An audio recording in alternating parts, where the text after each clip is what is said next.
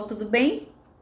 Estamos aqui com o Café com Psicogenealogistas, hoje um pouquinho mais tarde, em função do meu deslocamento de Maringá para cá. E nossa convidada de hoje é a nossa querida colega Larissa, que trabalha também com psicogenealogia, né? Ela é uma super coaching, trabalha com constelação, trabalha na área de saúde. Deixa eu adicionar ela aqui, professora da universidade. A Larissa vai contar um pouquinho pra gente como é que a gente pode aplicar a psicogenealogia na área de Bom saúde. Bom dia! dia! Tudo bom, querida? Tudo bom? Vou só ajustar aqui um pouquinho a luz para ficar melhor. Pronto. Joia! Pronto? Delícia! Muito bom estar contigo, sempre. A enfermeira dos enfermeiros. É isso, eu quero agradecer o convite.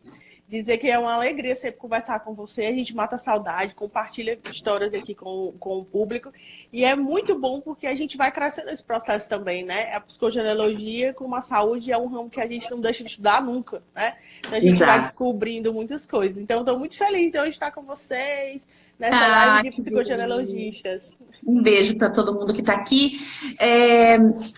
Você, mais do que ninguém, que trabalha na área de saúde, né, é professora de universidade, docente de universidades, trabalha também com coach, com constelação, é psicogenealogista e outros tantos cursos que eu sei que você tem, e que é muito lindo isso, quando a gente pode colocar na nossa bagagem de atendimento uma caminhada, né, que a gente entende que é factível com as demandas que a gente pega na área de saúde integral, né? Eu acredito que saúde integral, inclusive eu gosto muito de falar, me referir à Carta de Ottawa, porque a Carta de Ottawa traz isso, que a área de saúde não é só um compromisso dos médicos, é um compromisso de todos. De todos. E nós, enquanto terapeutas, né, você que trabalha também na área de saúde, pode, através dessas ferramentas que você tem e usa, despertar no ser humano que está ali algo que vai fazer uma otimização na caminhada do tratamento, né? Então, a gente jamais substitui nenhum tratamento, eles são complementares. Então, me conta aqui, porque eu sei que você trabalha com enfermeiro, sei que você trabalha na emergência com crianças. Eu sei que você corre para lá, corre para cá, eu não sei se ainda está. Me conta, de que forma a saúde tem olhado hoje, principalmente você, conta um pouquinho da tua experiência para a gente, de que forma a saúde tem olhado para o ser humano, para o indivíduo que está ali acometido de uma enfermidade, que a gente sabe que a enfermidade acaba sendo uma oportunidade, né? Como você consegue aplicar essas outras técnicas? Há ainda muita resistência?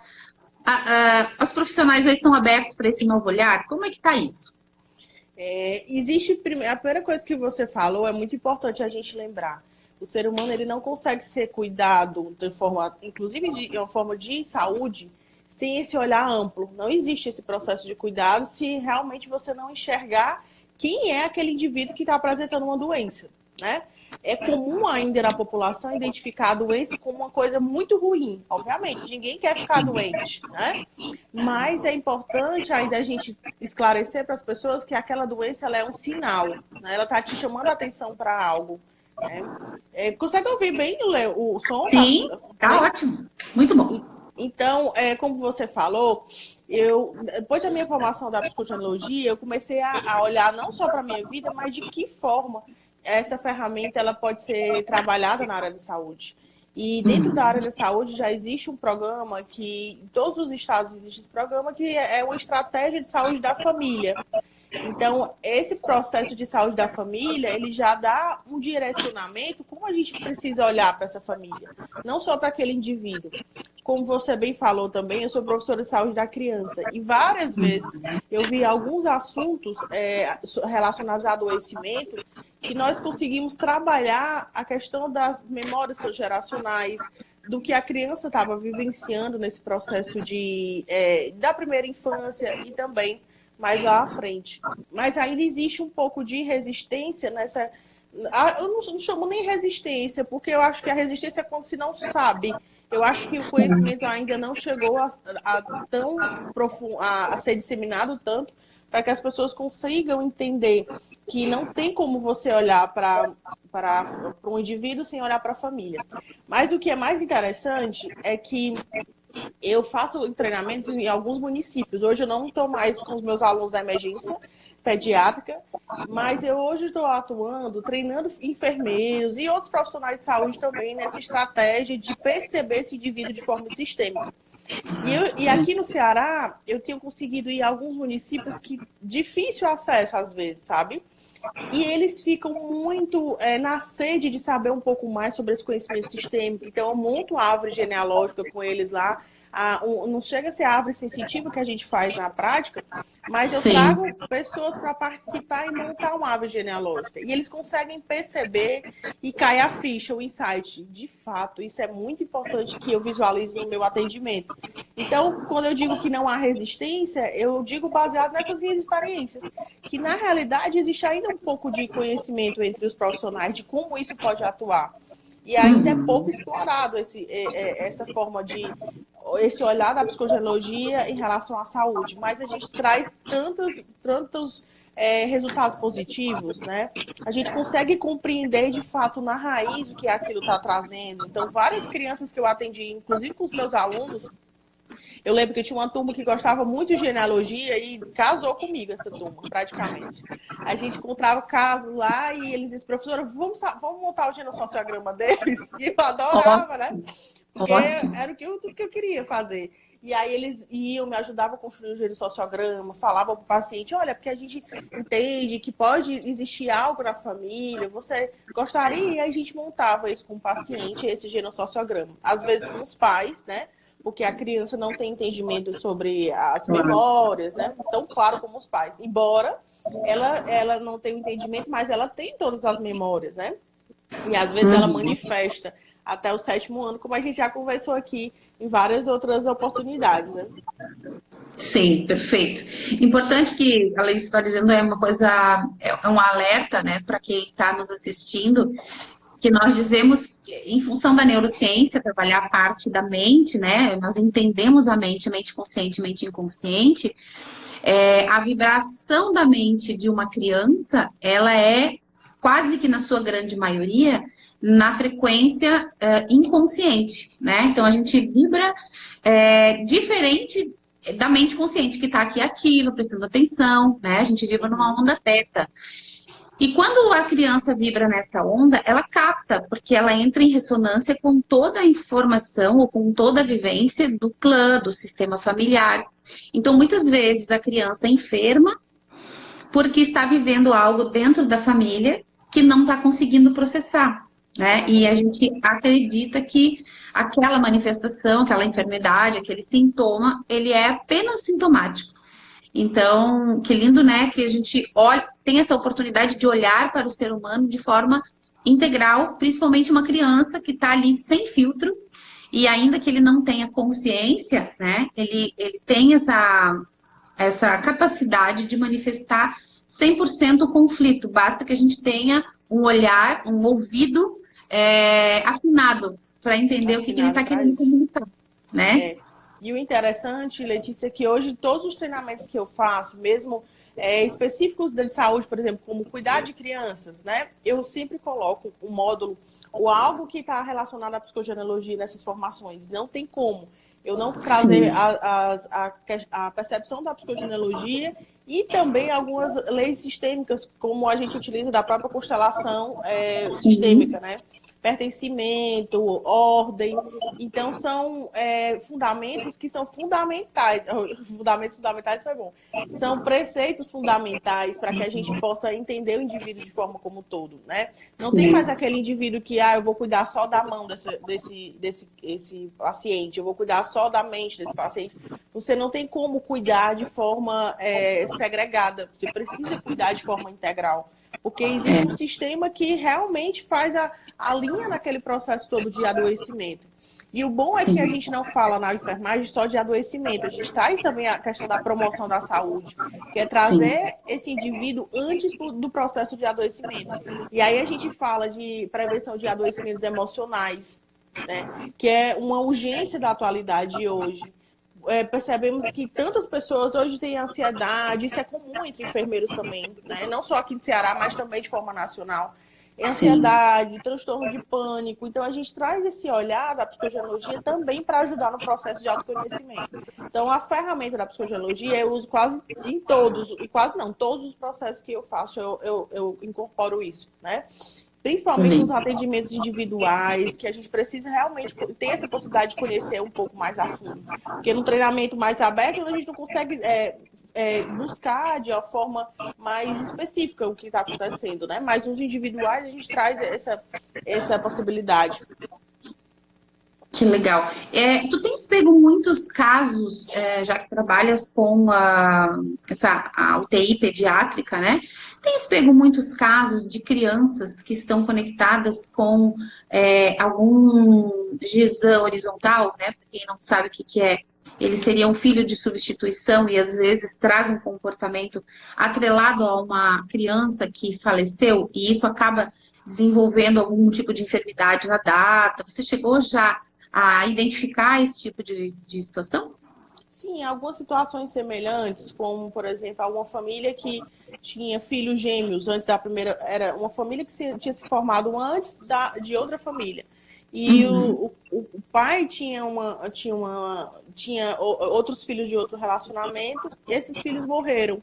Então, quando Uhum. houve a morte dos filhos, coincidentemente, ele teve na formação da outra família o mesmo número de filhos, Filho. né, Uhum. relacionado a essa morte. Então, houve esse processo de substituição, né?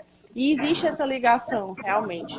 A gente consegue perceber muito também nos casos de pais que perdem filhos muito cedo, né? O que será que esse bebê nasce antes do tempo? Porque a gente sabe que na medicina a gente chama de bebê prematuro, mas pelo olhar da psicogenealogia a gente sabe que está tudo bem. Não tem Claro. essa forma de chegar mais rápido ou depois, né? Isso está tudo bem, é dentro do processo do sistema. Então, isso também é muito comum a gente observar, né? Eu trabalhei 10 anos aí dentro do UTI neonatal, então a gente percebia muitas situações que realmente estava atrelada à saúde, né? Ou à psicogenealogia, como essa família tinha sido originada. Por exemplo, tem famílias que a gente percebe que a criança tem essa possibilidade de segredo, como se essa gestação não pudesse ter sido dita para a família, né? Aquela gestação escondida, em segredo. Isso também tem um reflexo na criança. Eu já vi pessoas, né, até adultos aqui depois puxando, com essa característica que tudo tinha que ser muito bem guardado, nada podia ser dito, né? E aí a gente vai buscando essa história familiar, identifica que essa gravidez tinha que ser em segredo. Então a pessoa continua com esse tipo de manifestação. Que é o projeto sentido, né? O projeto. Gestacional. Os Isso. nomes você tem identificado quando está lá com o bebezinho, daí chega o nome da bebezinho, é o mesmo nome do pai, o mesmo nome da mãe, e já vem aí um mandato para continuar algo da família. Eu já vi. O último que eu lembro é os dois nomes dos avós. Meu Deus do céu, tadinho dessa pessoa. Tem que buscar, tem que estudar bem direitinho as duas famílias, né? Porque houve a junção dos nomes dos avós. Então, percebo demais, por exemplo, o avô que morreu, a mãe quer homenagear o avô, ou então a mãe perdeu a mãe e quer colocar essa identidade no filho, né? Acontece demais a gente perceber. Inclusive, um que eu lembro que uma mãe morreu de câncer e a filha dessa mulher que morreu de câncer gestou uma criança e queria botar o nome da mesma mãe, né? E aí eu disse, dá uma olhada nessa escolha, né? E aí as pessoas se atentam, porque a gente, teoricamente, não sabe. Porque escolhi o nome do meu filho porque é bonito, mas ele expressa ali uma mensagem bem, Claro. bem consciente, né? E você, nessa área de saúde, e principalmente nessa área neonatal, existem várias situações, né? A gente sabe que uma mãe que acaba indo a uma situação de perda de um filho, às vezes porque em relação aos próprios medos dela, ou ela está grávida de um filho e questiona-se, que sem a gente julgar, questiona-se sobre a possibilidade de levar adiante ou não, em relação a inúmeras situações. Quer seja porque não tem o pai adequado para cuidar dessa criança, o provedor, quer seja porque ela tem memórias do transgeracional em relação a mulheres criadas criarem sozinhos. E muitas vezes essa mulher, essa mãe, até que ela tome uma decisão, ela se desconecta da criança no ventre. E a psicogenealogia fala muito disso no projeto Sentido Gestacional, né? Você, agora, enquanto terapeuta, fala, porque isso é uma dúvida, né, Larissa, que as pessoas até me dizem, poxa, eu pensei, mas eu fiquei para mim. Eu pensei em abortar, mas eu fiquei para mim. Eu pensei que não era a hora certa de ter um filho. Eu questionei esse filho agora nesse momento de caminhada profissional, de repente numa promoção que eu vou ter, né? Isso tudo tem reflexo no bebê. É legal falar para as pessoas que estão ouvindo que nem toda a programação ela está registrada, mas a gente pode ressignificar essa programação no ventre. Mas existem alguns comportamentos, inclusive, em relação a esse tipo de atitude de uma mãe que se afasta mentalmente da criança e que acarreta num ser isolado, triste, depressivo, né? Sim. O que você tem para dizer para nós aí em relação a isso? Que eu imagino que você deva se deparar com alguns casos assim. Sim, sim, especificamente relacionado a isso, sim. Até o ano passado, Letícia, eu me formei em enfermagem, sempre trabalhei em profissões ou em atuações relacionadas sempre à criança e a vínculo familiar, né? E até o ano passado eu fazia parte de uma assessoria materno-infantil. Esse ano, por me dedicar só para enfermeiros agora, eu acabei que esse trabalho de acompanhar as mães de mais pertinho, assim, não tenho tanta possibilidade ainda. Mas esse processo de consultoria materno-infantil, eu sempre ia, a gente tinha uma equipe, né? E cada equipe era responsável por um determinado conteúdo. E a minha função era sempre ajudar essa família a entender de fato o que estava acontecendo ali. Porque não é só chegar uma criança e imaginar que vou me preocupar com amamentar, com a roupinha, com o que ele vai se alimentar. É o preparo de realmente entender qual é aquela característica daquele indivíduo ali, naquele sistema, né? E isso muda muito, porque às vezes tem o sentimento de incapacidade de cuidar desse filho, né? Que precisa ser visualizado ainda. Seria importante visualizar antes da gestação, mas claro, quando não há esse conhecimento, se trabalha antes da gestação. Existe um impacto direto, por exemplo, no aleitamento materno. Essa criança, quando a mãe não espera, não deseja essa gestação, mas depois engravidou sem querer, e aí acabou que aceitou a gestação, mas de alguma forma aquilo ainda ficou no inconsciente, né? Como se fosse um desejo, uma dificuldade de cuidar daquele filho, né? Claro. E aí, uma coisa importante é não fazer o julgamento realmente, porque é uma escolha por amor. Ainda não se sabe como cuidar, então é uma manifestação de amor como não pode ser cuidado. E a gente percebe o impacto direto no aleitamento materno, inclusive infecções respiratórias, que eu já fiz estudo sobre isso. A gente identificou que crianças que não tinham a gestação planejada eram crianças que tinham infecções respiratórias. Então, a gente consegue perceber dentro não só após o nascimento, mas até um pouco mais de tempo na primeira infância, algumas características realmente do sistema familiar. Existem alguns tipos de terapias complementares, como a gente já denominou aqui, porque a psicogenealogia, as práticas integrativas, elas são complementares. Eu gosto de esclarecer isso, porque as pessoas acreditam que precisa escolher, né? É como se fosse alternativa. E não, você pode continuar com o seu tratamento comum, rotineiro, e também associar a prática da psicogenealogia com as outras práticas integrativas, né? Sim. A gente não veio para derrubar outras ciências, e sim construir acima das outras ciências. Então, a gente percebe que algumas práticas integrativas, por exemplo, como o uso de hipnose, ou algumas técnicas que você pode utilizar de uma forma de um acesso mais inconsciente, o indivíduo ele consegue lembrar de sensações no período gestacional. Então, ele lembra daquele processo de gestar, se a mãe estava feliz, aqueles sentimentos. Eu já vi relatos de pessoas que conseguiram perceber que a mãe não queria aquela gestação, tentou, inclusive, abortar.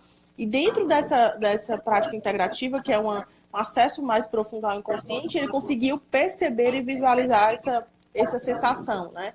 Então, existe uma ligação, sim, direta, esse processo da gestação e anterior da gestação com manifestações. Aleitamento materno, com uma dificuldade de criar vínculo, né? Ou então com aquele vínculo de muito apego, por exemplo, os filhos que nasceram para dar suporte aos pais da velhice, né? Isso é muito comum a gente observar. Ontem mesmo eu estava aqui nas redes sociais e acompanhei uma pessoa postando uma pessoa bem mais jovem com uma mãe bem mais velha. Aí dizia assim, a minha missão é cuidar de você. Né? E eu olhei para isso e disse, de fato, você foi concebido com essa necessidade de realmente de cuidar dos pais, né? Então é interessante quando eu lembro muito do professor Lauro, né? Que ele dizia, se você quer tomar seu café da manhã em paz, não procure associação com nada. Mas se você quer descobrir sobre a sua vida, há sincronicidade em todos os lugares, né? Então, sim, quando você percebe um assunto desse, por exemplo, quem está assistindo essa live agora, por que chegou aqui nessa live nesse momento, né? Então, existe essas respostas nesse processo de gestar e de nascer. Perfeito. Não, é isso mesmo, não existe certo e nem errado. Tá tudo perfeito do jeito que tá. Eu vi que a Eliane colocou ali, né, que o filho dela é prematuro, ela tá nascendo dia 18/3, nasceu dia 15/2, blá, blá, blá. Então, assim, o que nós, enquanto psicogenealogistas, olhamos, Eliane? Nada é por acaso. Nada acontece sem que haja, como a Larissa falou, a sincronicidade. Então, a gente teria que olhar ali no teu sistema familiar, números, né? Nós decodificamos números. Então, tem toda uma questão ali que você botou do peso, da questão da data que ele nasceu, né? Por que ele nasceu nessa data? Às vezes está vinculado aí com a data de concepção de alguém, e há uma força nesse sistema que faz com que essa criança entre nesse sistema nessa data para se vincular, né? Então, tem todo um olhar em relação às datas, que eu imagino, né, Larissa, que, claro, num hospital, né, nesse atendimento mais emergencial, vocês devem fazer um macro da psicogenealogia. E aí, claro, depois, havendo o interesse da família, e você vai caminhar terapeuticamente, né, porque a psicogenealogia é um trabalho muito lindo. E para quem... A gente já fez uma live aqui sobre gestante, sobre amamentação. Eu penso que lindo que é, né, para essa nova geração, a gente poder legar a eles uma cartilha, né, do que a gente viveu. Não daquilo que eles vão viver, mas daquilo que a gente viveu. Por quê? Porque a gente sabe que há um determinado condicionamento. E aí a gente entende também o para que alguns pais eventualmente abandonam, né? Não conseguem cuidar dos seus filhos, nasce a criança, vão embora, porque muitas vezes estão ali sob o manto de uma lealdade, né? No sistema dele. Então, de repente, o pai dele foi embora e o mecanismo que ele conhece é esse, é de ir embora também. E aí a gente vê uma repetição no sistema familiar. Eu queria te pedir, como profissional completa que você que você dê uma sugestão para os pais, homens, porque a gente fala muito em mulheres, né? Eu mesmo aqui tenho um vizinho que é uma pessoa com discernimento, uma pessoa estudada, mas ele me disse, eu me sentia um bobo falando com a barriga da minha mulher, né? Como se a criança não estivesse ali. Então, eu acredito que se a gente quer mudar alguma coisa no futuro, né, a gente tem que rever alguns paradigmas. E hoje nós estamos vivendo uma nova era. Então, de que forma você trabalha com essa orientação masculina do pai em relação às crianças? Porque, de certa forma, a mãe é corpo, é matéria, e o pai é proteção. Então, quando a criança está doente, ela quer tudo isso. Ela quer a mãe e quer a proteção do pai. Mas tem alguns pais que se sentem incapazes, né, de ver o filho sofrer, então acaba tendo um distanciamento, ou até na própria gestação, se sente tolo de falar com a criança no ventre da mãe. E a gente sabe o quanto é importante isso. Então, gostaria que você desse uma dica para os homens que estão nos assistindo, ou as mães que estão grávidas, ou que estão querendo ter seus filhos, né, em relação ao comportamento do pai, da paternidade. muito interessante isso, porque eu sempre percebo que o pai, de fato, ele está inserido, até aquele mais inserido na família, ele se sente muito a parte desse processo da gestação, né? E toda vida que eu vou visitar alguém, por exemplo, alguém que teve bebê recentemente, eu recomendo fazer aquele livro da criança, que não conta só depois do pai, mas até aquele, como os pais se conheceram, como a história da família, né? Porque a partir desse processo da criança reconhecer, os pais também se reconhecem naquele processo de nascer como pais, né? E o pai, ele precisa ser inserido nesse processo porque é fundamental para a primeira infância da criança a presença, a figura de alguém que dê herança, porque muitas vezes não é pela estrutura da família hoje, nos dias atuais, às vezes não é o pai, mas é alguém que realmente represente, que isso depois de dar outra live sobre isso, né? Mas os pais que têm os pais biológicos, nesse processo de nascer, ele precisa reconhecer esse ser como alguém que precisa de informações sobre o sistema, sobre como é chegar nesse sistema. Então, eu falo sempre para as mães, o mais importante de gestar e de nascer um filho tudo bem, todo mundo gosta de deixar tudo lindo para o bebê, mas trazer o pai para esse processo de nascer dessa criança, dessa gestação.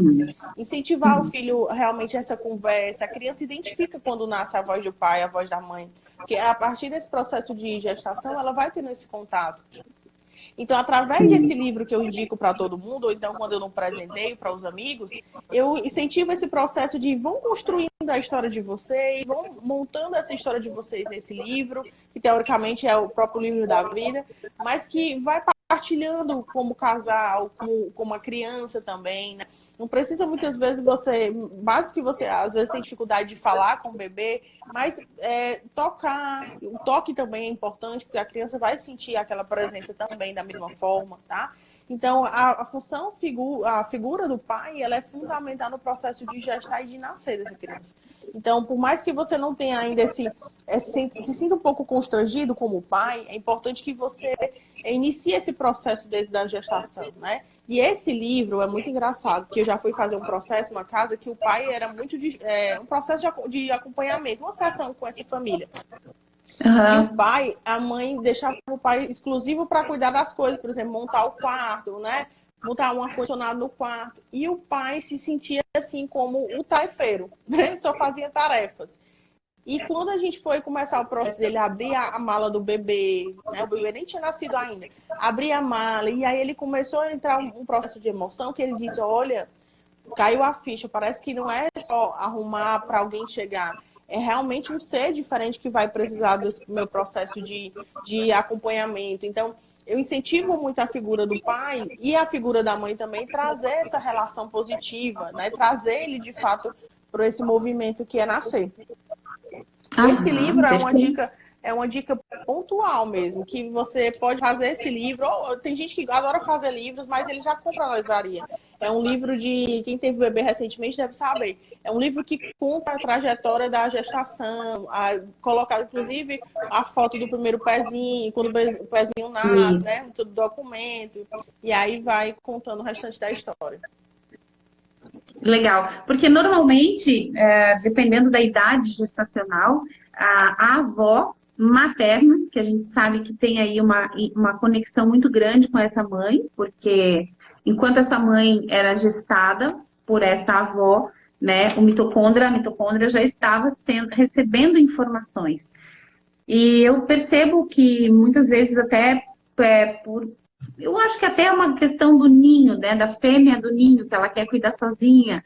E ela, às vezes, afasta essa mãe, no caso, a avó da criança, né? Mas essa avó tem também a oportunidade de reviver, a partir do nascimento de um neto, né? Algumas situações, alguns medos, alguns bloqueios. E eu vejo por mim, né? Quando eu tive meu filho com 26, o primeiro, e a Maria foi com 30 e poucos anos. E a gente ainda é muito imaturo, né? O único livro que tinha naquela época era O que Esperar Quando Se Está Esperando, aquele livro. Então, a gente ficava lá no passo a passo. Esse mês vai acontecer isso, seu bebê tá assim, tá assado, né? E a gente não parava para pensar que esse bebê que estava sendo gestado também estava recebendo um download de informações, né? E o quão é importante a presença dos avós, da genealogia, e talvez essa tomada de consciência desse novo momento de humanidade que vivemos, e que o Oriente nos dá lições em relação a isso, né? Seria muito importante também a gente, não só em relação ao casal, mas a gente trazer, guardadas as devidas proporções, respeito de papéis, né? Também trazer o núcleo familiar dos avós. Porém, eu sei que há muitas vezes essa inversão de papéis, onde a filha, que ganha neném, ela quer ser cuidada pela mãe, né? Então, ela também se coloca num papel de filhinha ali. Então, há um imbróglio, há um conflito ali quando uma criança nasce, aí tem a avó paterna. Como é que você chegou a se deparar com alguma situação dessa em relação à psicogenealogia ou à questão psíquica, emocional? Porque, claro, pode não ter a ver com uma questão de enfermidade, saúde, mas no contexto emocional isso se apresenta muitas vezes, né? Isso acontecer. E muitas vezes, quando a gente ia na família fazer esse processo de consultoria, de cuidar do bebê, de reconhecer esse bebê, a gente faz o convite, olha, tem avô que mora perto? Tem tio que mora perto? Então chama todo mundo para a gente conversar nesse processo. Lógico que tinha um momento separado com calma, mas é importante a gente colocar a família nesse processo de cuidado também. Porque existem as memórias, né?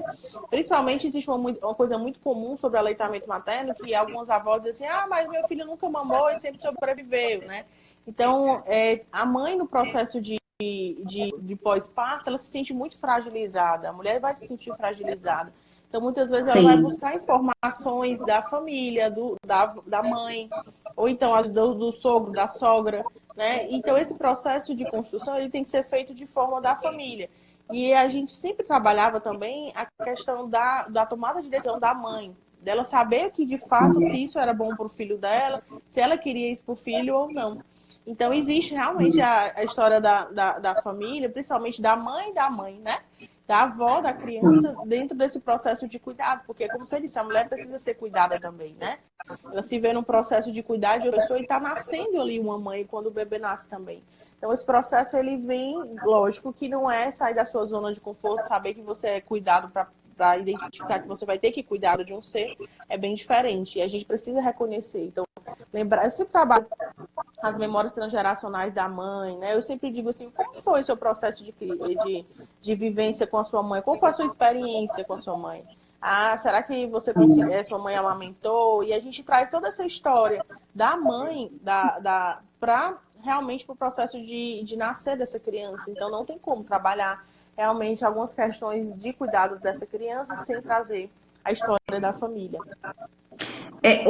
Até a Adélia fez um comentário aqui, que ela teve conflito com a sogra que gerou sintoma na criança. Bem interessante isso, porque eu lembrei que na última formação nós fizemos uma análise de um caso de um genossociograma de uma colega que trouxe uma questão de autismo, né?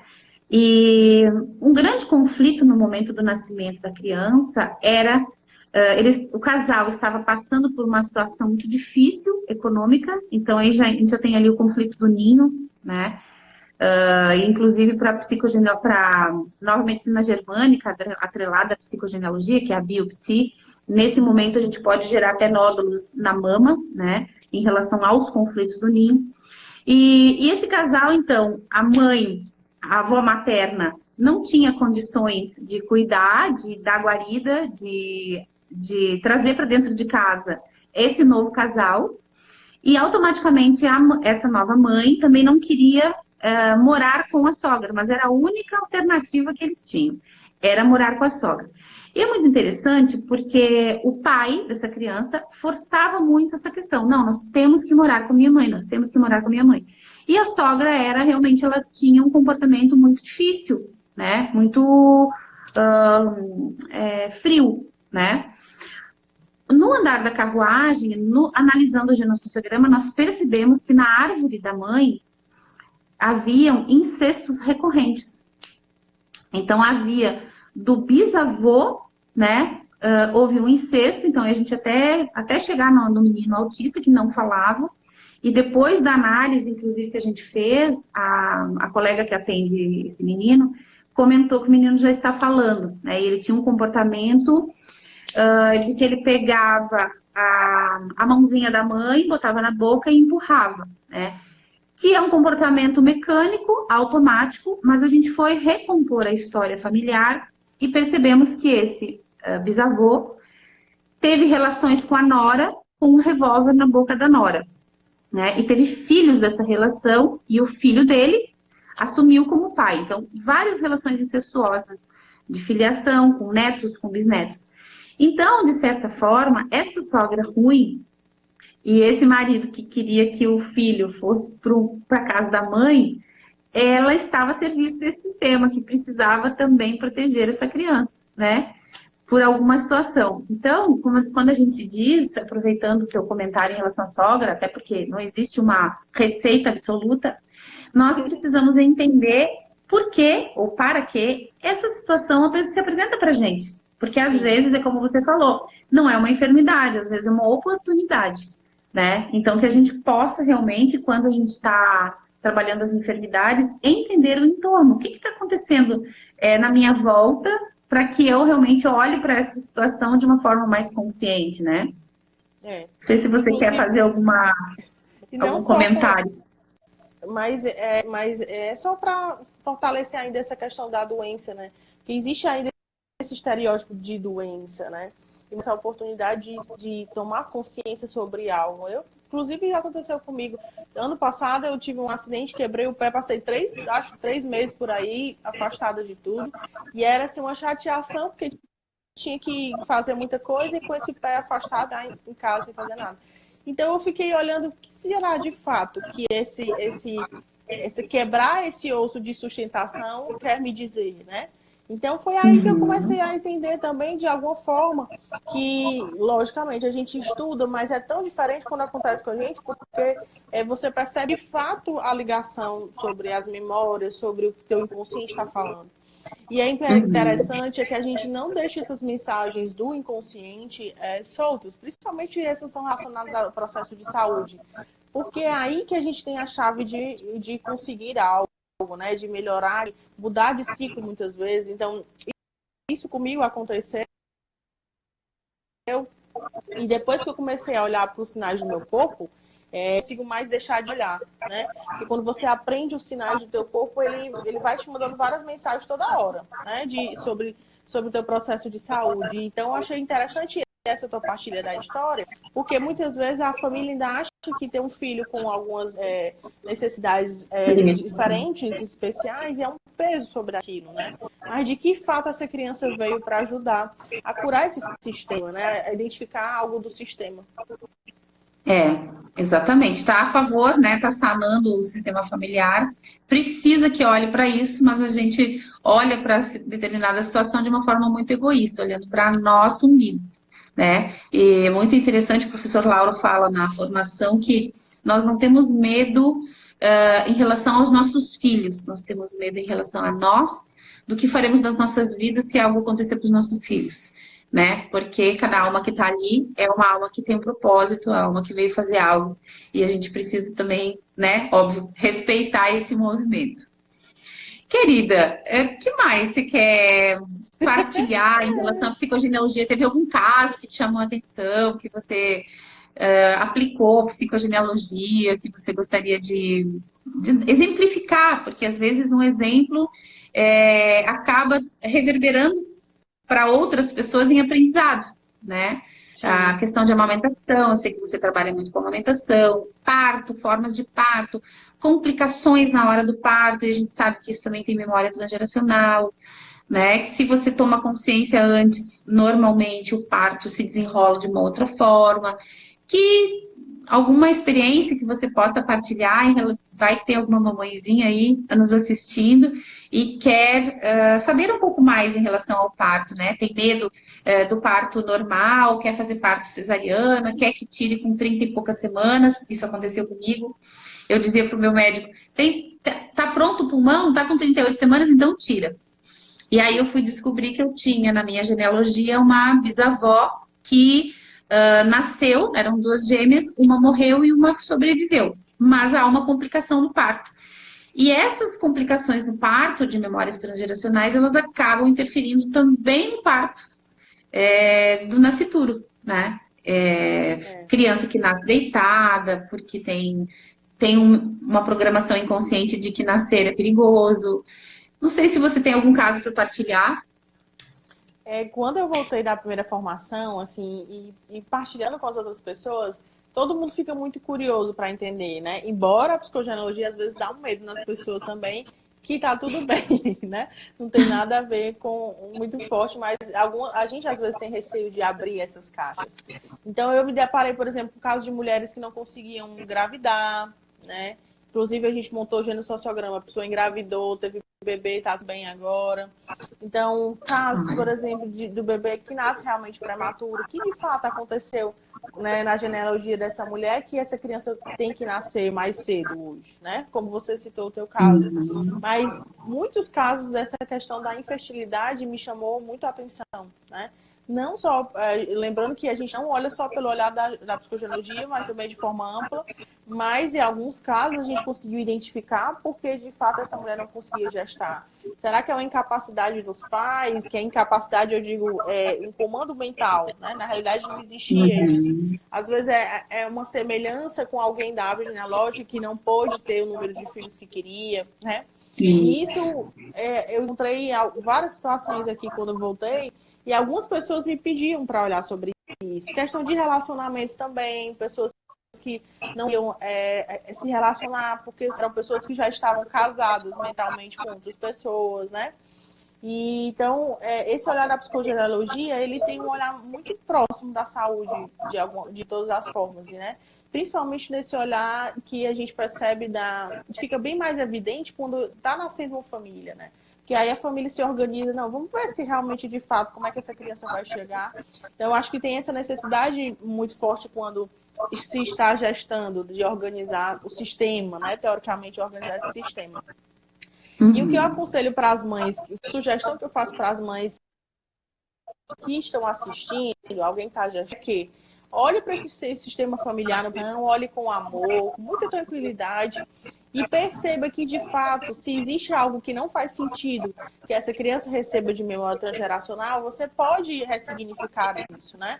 Buscar um psicogenealogista para te acompanhar, porque é necessário esse acompanhamento por conta do período da gestação. São muitas emoções ali nesse processo, então pode alguma dessas emoções ficar um processo desorganizado, então é importante ter um profissional para ajudar nesse processo de acompanhamento, mas olhar para esse sistema. Eu sempre acho que dois momentos da vida é fundamental você rever o sistema.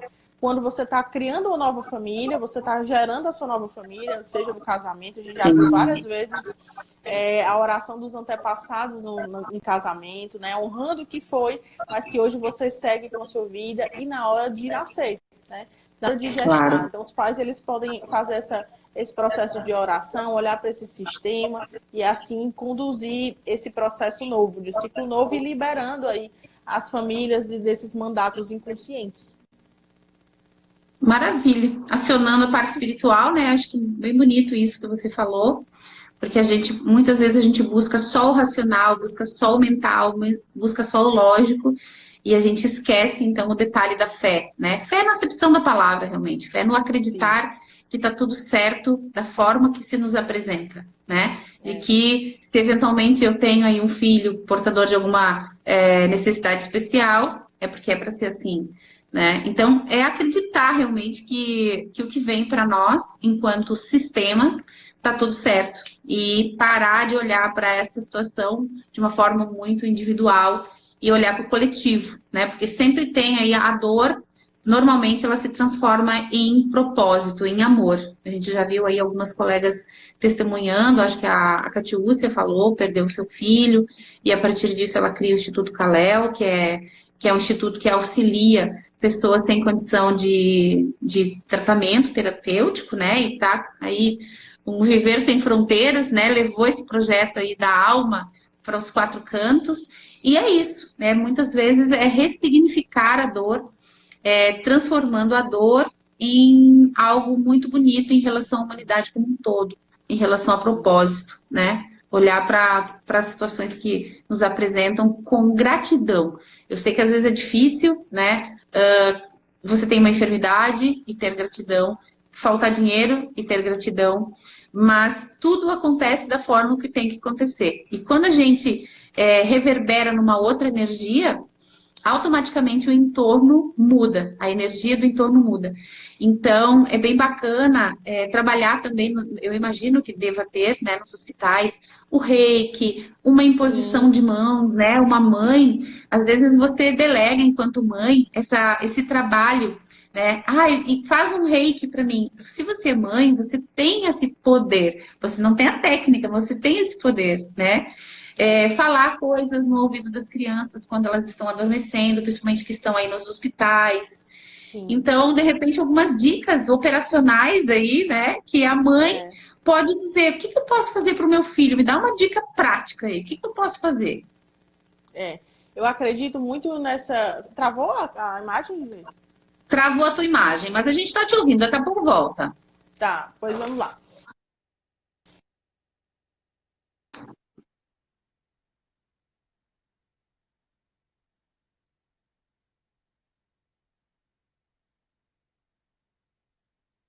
Larissa, a gente não está te ouvindo.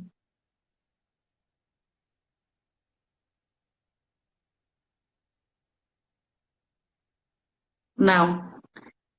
De repente, tira o fone e vamos ver se dá certo. Vamos ver.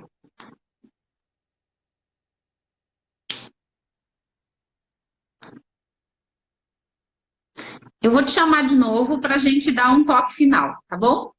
Já te chamo de novo.